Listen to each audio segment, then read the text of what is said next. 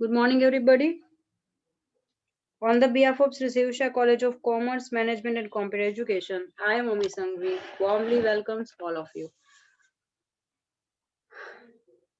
Here, our subject is common in both the classes. Some topics are common. So, we are continuing the same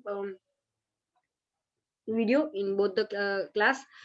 First class is class become semester 1 department commerce, subject title is computer application in business જેને ટૂંકમાં આપણે IT તરીકે ઓળખીએ છીએ. Second department છે management, class BBA semester 1, subject title છે office automation tools. Let's start today's session. Unit 1 computer basic day 5. Syllabus of IT જે BCom માં સબ્જેક્ટ છે એનો syllabus computer basic, input and output devices, third unit number system, fourth છે internet basics. આ 4 unit theories exam માટેના છે. Fifth છે practical, MS word, Excel, આ બે આવશે તમારે. બીબીએ ની વાત કરીએ તો યુનિટ 1 કદાચ તમને પ્રોપર સ્ક્રીનમાં ન દેખાતું હોય તો કોમ્પ્યુટર બેઝિક બીકોમ માં જે છે એ તમારે છે. યુનિટ 2 ઇનપુટ આઉટપુટ ડિવાઇસીસ એ પણ બીકોમ માં છે એ જ છે. અને યુનિટ 3 ઇન્ટરનેટ બેઝિક્સ, આનું કન્ટેન્ટ પણ તમારા અને બીકોમ માં સેમ જ છે. કદાચ સિલેબસ પ્રિન્ટ છે એ પ્રોપર ન દેખાય તો તમે સેમ એમાંથી કન્ટિન્યુ કરી શકો છો, કન્સિડર કરી શકો છો. પ્રેક્ટિકલ ની અંદર તમારે આવશે word, Excel and PowerPoint. તો અહીંયા પાવર પોઈન્ટ છે એ બીબીએ સ્ટુડન્ટ્સ માટે એડિશનલ ટોપિક છે.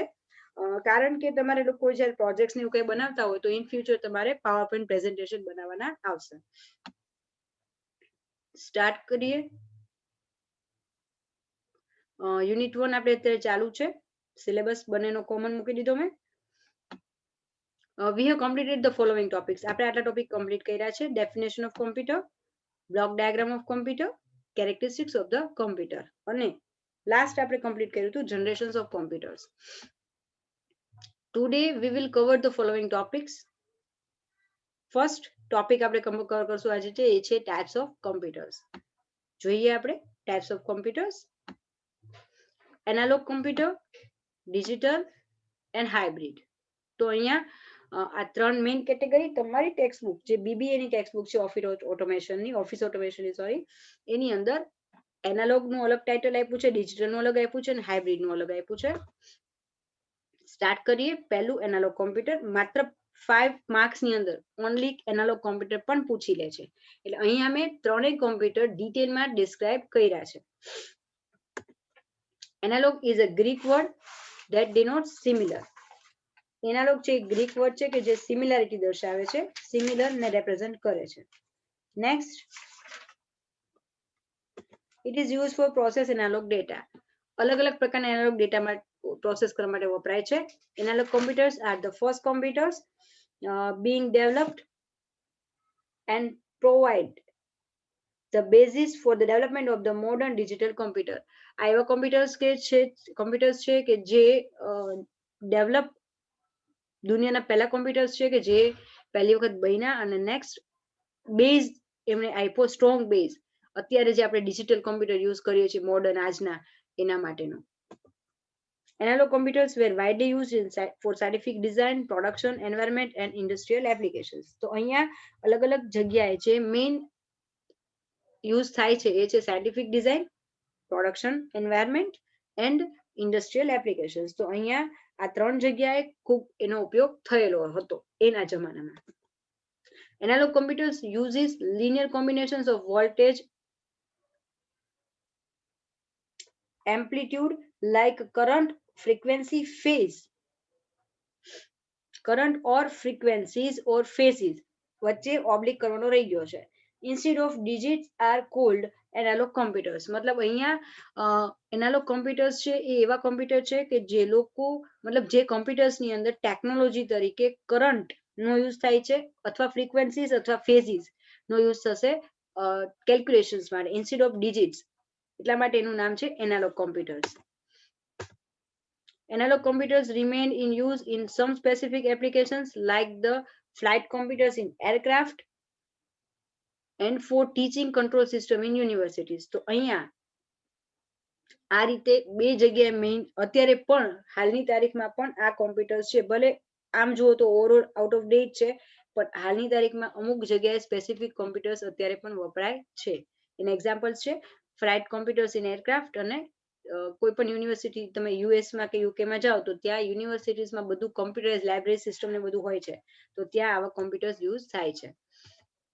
It stores data in a continuous form of physical quantity and performs calculations with the help of measures.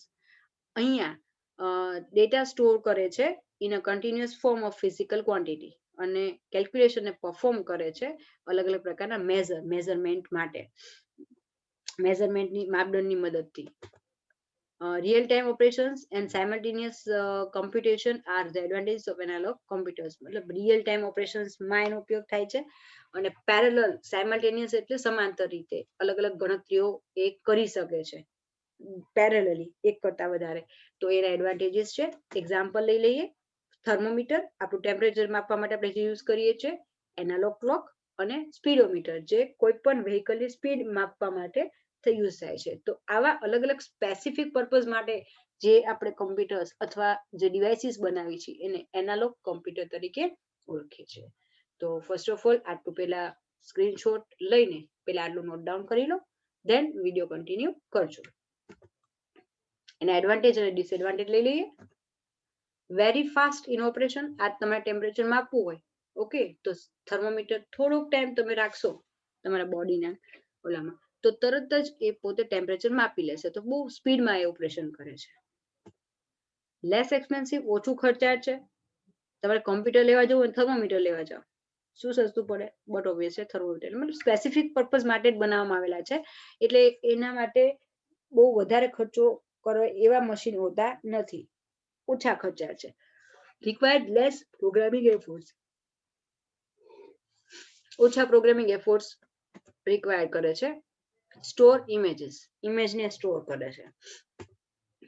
ડિસએડવાન્ટેજમાં less accuracy, ક્યાંક કોઈક જગ્યાએ મે બી થોડુંક કામ પ્રોપર ન થાય, એક્યુરેટ ન હોય, પરફેક્શન ન હોય. લેસ મેમરી સ્પેસ, મેમરી એટલી બધી એમાં હોતી નથી. સ્ટોર સ્પેસ, મેમરી સ્પેસ એટલે.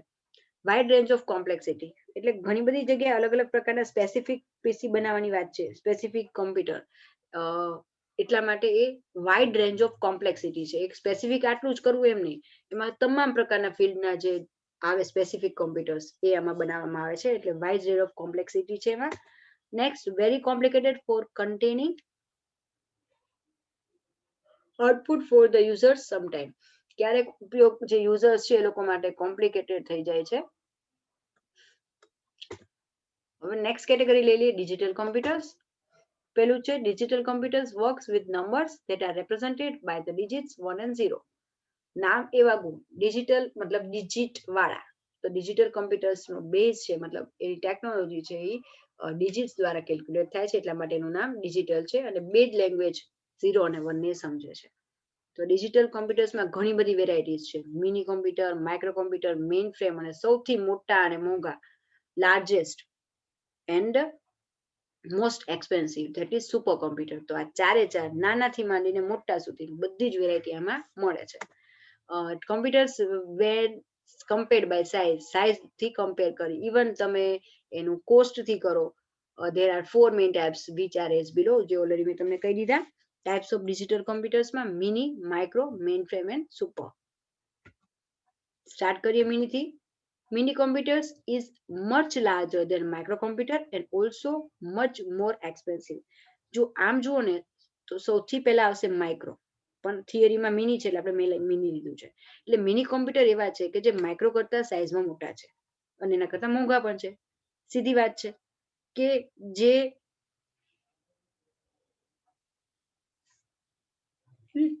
સ્ટોરેજ કેપેસિટી, જેની કેલ્ક્યુલેશન કેપેસિટી ઓછી, એ નાના.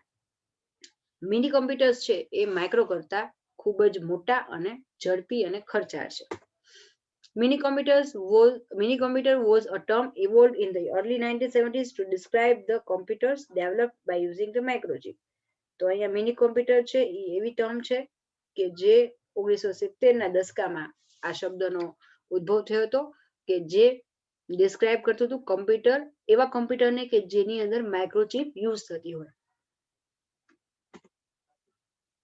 These are replaced by 4th generation computers that use more advanced version of the microprocessor technology. તો એવા કમ્પ્યુટર્સ છે કે જેની અંદર 4th generation ના કોમ્પ્યુટર્સ છે એના દ્વારા રિપ્લેસ થઈ ગયા. These are referred as to server. Server દ્વારા સર્વર થી એ પોતાનો મતલબ જાણીતા છે સર્વરના નામથી. It can store a large amount of information, but again, usually not as much as the mainframe. Micro કરતા મોટા, મેઇનફ્રેમ કરતા નાના. મિડલ સેન્ટર વાળા આવે છે mini computer. Medium and small businesses and colleges typically use microcomputers. નાના અને small જે બિઝનેસીસ છે અને કોલેજીસ છે એની અંદર માઇક્રો કોમ્પ્યુટરનો ઉપયોગ જનરલી થતો હોય છે.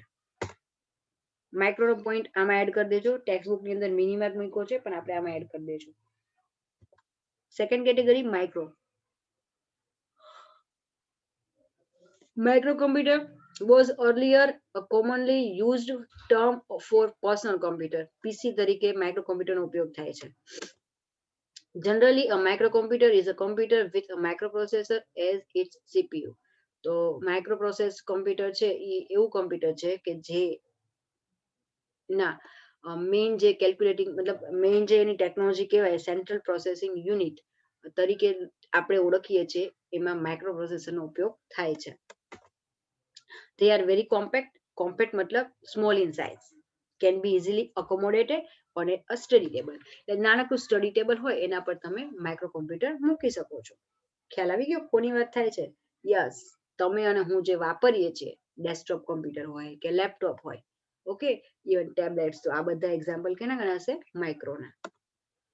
After the launch of IBM personal computer, the term personal computer become popular for the consumer friendly microcomputer.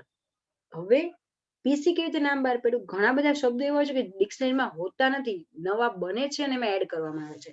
તો અહીંયા IBM નામની કંપની ઇન્ટરનેશનલ બિઝનેસ મશીન્સ, આ જે કંપની છે જે દુનિયાની સૌથી મોટી કંપની છે કે જે કોમ્પ્યુટર બનાવતી, શરૂઆત એને કરી હતી. તો એને પર્સનલ મતલબ કન્ઝ્યુમર ફ્રેન્ડલી કોમ્પ્યુટર બનાવ્યું માઇક્રો કોમ્પ્યુટર, એને નામ આપ્યું પર્સનલ કોમ્પ્યુટર.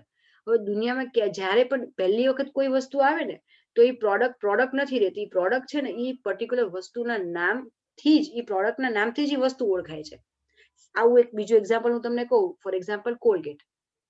કોલગેટ એકચ્યુઅલમાં એક પ્રોડક્ટનું નામ છે, ઓકે, પણ તમે ક્યાંય ટૂથપેસ્ટ લેવા જાઓ છો, ઘણા ટૂથપેસ્ટનો પ્રકાર. ટૂથપેસ્ટ તમે દુકાને લેવા જાઓ તો તમે એમ નહીં કહો કે તમે ટૂથપેસ્ટ આપો, તમે શું કહેશો? આ કોલગેટ આપો ને. એટલે એ વ્યક્તિ તમને કોલગેટ નહીં આપે, તમે કહેશો કે ભાઈ ડાબર લાલની કોલગેટ આપો કે ભાઈ પેપ્સોડન્ટ આપો, તો પાછું એમ કહેશો પેપ્સોડન્ટની કોલગેટ આપો. ખ્યાલ આવે છે? એકચ્યુઅલમાં કોલગેટ પોતે પ્રોડક્ટ છે પણ એ પ્રોડક્ટ તરીકે પહેલી પ્રોડક્ટ કે જેને આ કામ ચાલુ કર્યું. એવી જ રીતે અહીંયા પર્સનલ કોમ્પ્યુટર છે. તો પર્સનલ કોમ્પ્યુટર એ પ્રોડક્ટનું નામ હતું, પછી ધીમે ધીમે એ આખી કેટેગરી જે આપણે કોમ્પ્યુટર વાપરીએ છીએ એને રિપ્રેઝન્ટ કરતું. અત્યારે મારે યુઝ કરવું હોય તો હું શું કહું કે ભાઈ પીસી સ્ટાર્ટ નથી થતું, બરાબર? તો એ આ રીતે ફેમસ થયું છે. It is commonly used in classroom, homes, banks, universities. આ દરેક જગ્યાએ જ્યાં તમે કોમ્પ્યુટર વાપરાતા જોશો દરેક જગ્યાએ આ જ વપરાય છે. There are various kinds of micro computers available.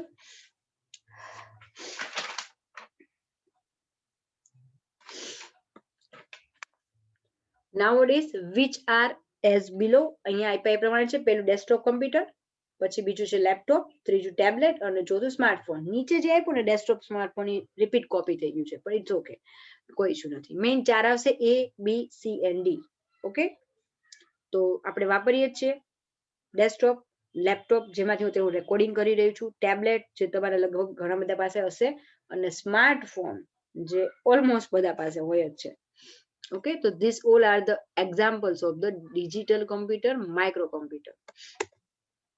Last આવશે mainframe. Mainframe is very large, powerful and expensive computer.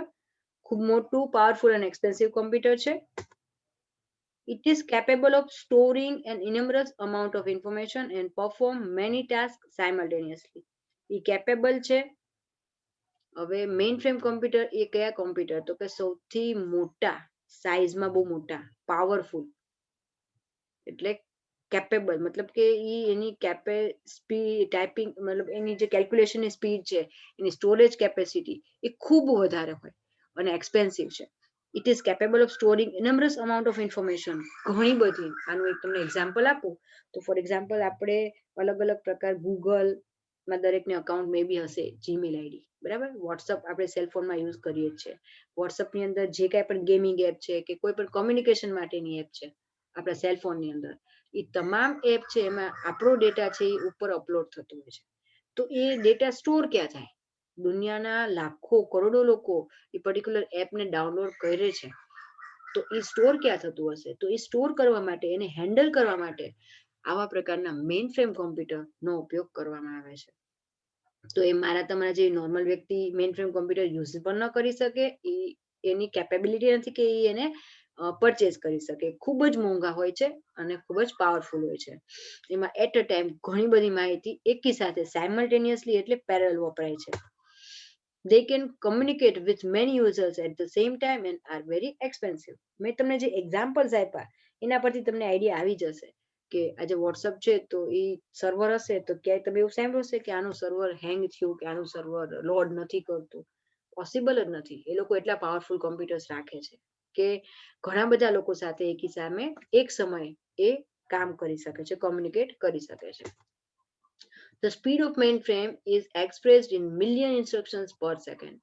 લાખો સૂચનાઓ તમે એક સેકન્ડમાં એકદમ ક્લિક કરો અને સેકન્ડના 100મા ભાગમાં લાખો સૂચનાઓ લાખો લોકો સુધી મિલિયન્સ ઓફ ઇન્સ્ટ્રક્શન્સ છે એ કેલ્ક્યુલેટ કરે છે પર સેકન્ડ, અને એમાં જ એની સ્પીડ મેઝર કરવામાં આવે છે. તો speed of mainframe computer is expressed in MIPS, millions instructions per second.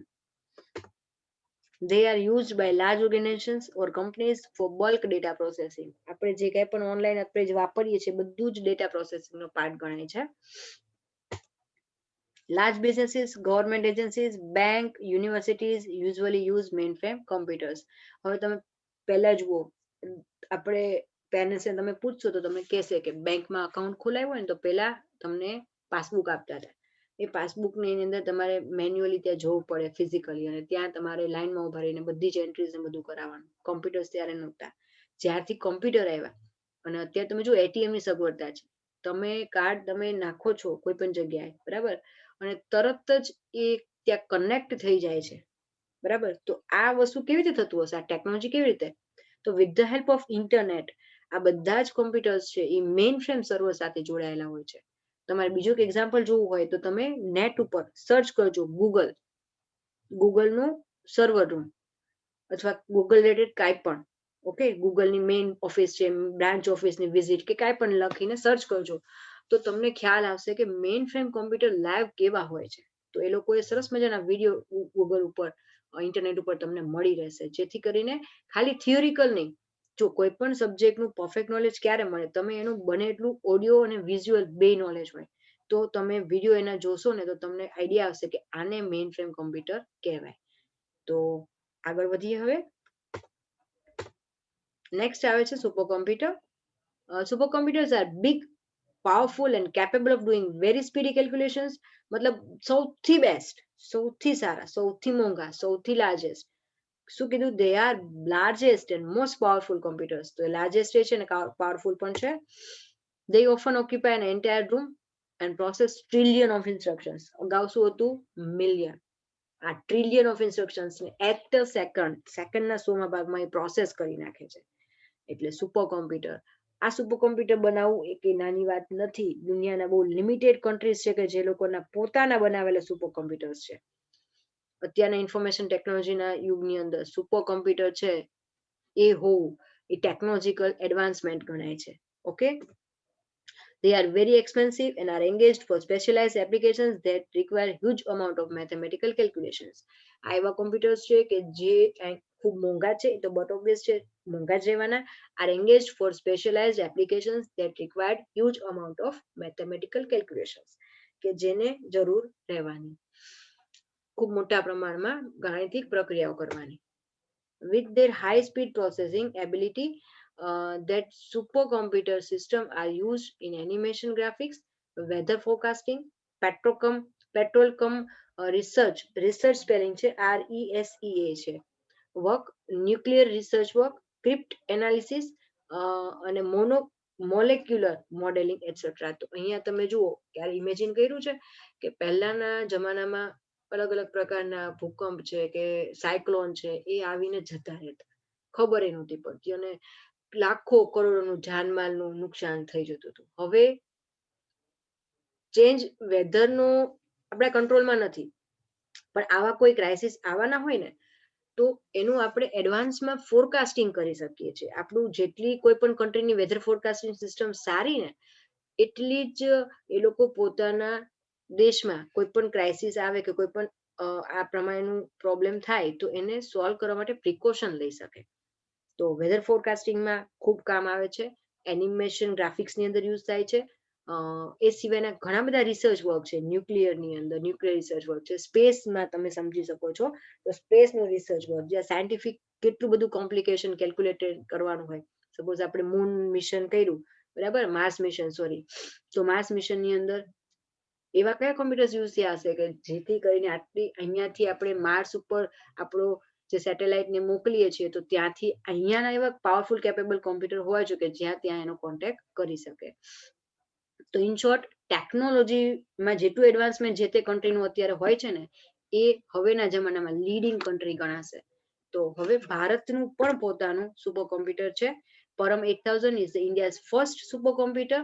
It was built in 1990 by Center for Development of Advanced Computing. CDEC નામની સંસ્થા છે જેને 1990માં ભારતનું પોતાનું પરમ કોમ્પ્યુટર, પરમ 8000 નામનું સુપર કોમ્પ્યુટર બનાવ્યું. આઈ થિંક 8000 કે 10000 બેમાંથી એક છે, પણ પરમ નામ છે એ પરફેક્ટ છે. ઓકે, હવે લાસ્ટ લઈ લઈએ હાઇબ્રિડ કોમ્પ્યુટર.